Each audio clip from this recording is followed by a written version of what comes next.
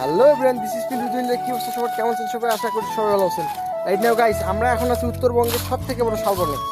And guys, এই বিখ্যাত শালবনটি অবস্থিত দিনাজপুর জেলার নবাবগঞ্জ থানায়, যা প্রায় 1500 থেকে 2000 একর জমির উপর বিস্তৃত। এখানকার প্রাকৃতিক সৌন্দর্যের কথা না বললেই নয়, আসলে অসম্ভব সুন্দর।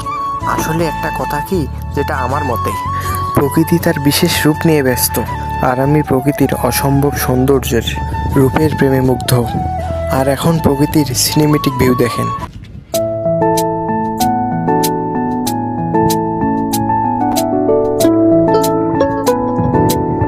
শালবনের সর্বশেষ সীমানা পেরিয়ে আমরা এখন শালবনের বাহিরেই। আর এখন আমরা যাব সীতার দ্বিতীয় বনবাসের স্থানে। চলেন যাওয়া যাক। রাইট নাও গাইস, আমরা এখন আছি সীতার বনবাসের স্থানে। মূলত এখানে সীতাকে বনবাস দিছিল।